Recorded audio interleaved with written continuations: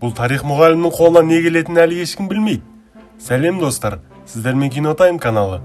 Бүгін біз «Битва преподов», яғни «Мұғалімдер шайқасы» атты фильмге қысқаша шолу жасайтын боламыз. Фильмнің басты кейіпкерлері Рон Стрикланд, Энди Кэмпбелл және психолог Холли. Бұл фильмнің басталған сәтінде бізге мына жынды мектептің каникулға дейінгі соңғы күндерін көрсетеді. Оқушылар ойына келгендерін істейді. Даже қарауыл ағайдың мазасын алып, оны машинаның ішіне қамап жынды қылады. Бір кезде мектеп жабдықтарын қирата бастайды. Олардың мектеп мұғалімдеріне түкіргені бар. Бірақ мына ағайдан қатты қорқады. Рон Стрикланд деген қатал тарих мұғалімі. Оны көргенде кез келген адам бұтына жіберіп қояды. Ал мынау болса ағылшын мұғалім Энди. Ол өте жуас, қой аузынан шөп алмайды. Шөп алса да көп алмайтын жігіт. Бір кезде мұғалімдер бөлмесіне Рон кіреді. Бәрі тынышталып қалды. Ол кофе машинаның тілін білмеген соң Эндидан көмек сұрайды. Сосын Эндидің ат души түсіндіріп, оған дайындаған кофесін төгіп кетіп